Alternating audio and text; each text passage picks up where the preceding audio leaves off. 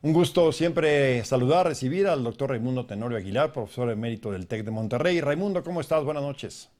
Carlos, muy buenas noches. Me da mucho gusto saludarte como siempre a ti, a todo nuestro auditorio. Y bueno, pues malas y buenas noticias el día de hoy, porque la economía mexicana registró un avance de 0.4% real entre enero y marzo de este año respecto del último trimestre del 2020, con cifras justamente del INEGI.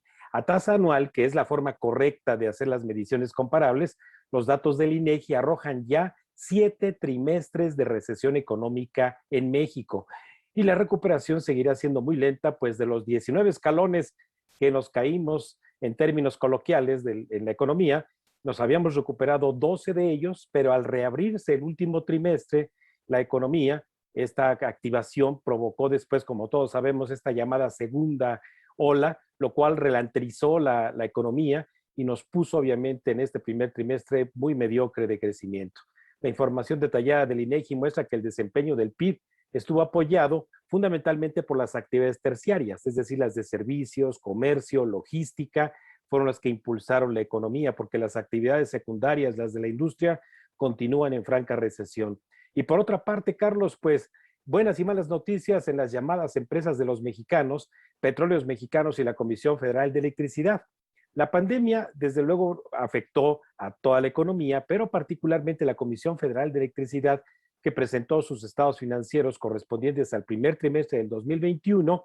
En este periodo, que se vio afectado, como todos recordarán, por el suministro de gas natural, por las bajas temperaturas de donde proviene ese gas, que es el estado de Texas en los Estados Unidos, provocaron una pérdida neta de 35,606 millones de pesos. Y en Petróleos Mexicanos, Carlos, se reportó una pérdida de 37,297 millones de pesos en el primer trimestre. Desde luego son buenas noticias porque se perdió menos que el mismo periodo del año pasado.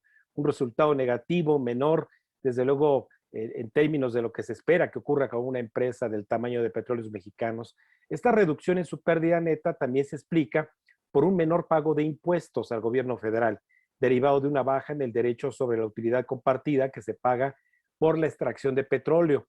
Ambas empresas, Carlos y audiencia, en suma, perdieron en los primeros 89 días del año 72,903 millones de pesos, algo así como 868 millones de pesos por día, o bien en lo que usted gana en información, escuchando y viendo el noticiero nocturno de Carlos González, Petróleos y Mexicanos y la Comisión Federal de Electricidad ya habrán perdido 36 millones de pesos. ¿Y de dónde salen los recursos para cubrir esas pérdidas, Carlos? De nuestros impuestos. Así, las cuentas claras. Muy bien, Raimundo, solamente un minutito. Advertía el presidente López Obrador que en los próximos meses México alcanzaría un crecimiento de su economía del 5%. ¿Será? Raimundo. Bueno, ¿cómo habrá estado el dato que se congeló Raimundo? Lo perdimos. Bueno, ni hablar ya. Raimundo, ¿ya estamos? No. Bueno. Raimundo, te vamos a hacer una pausa.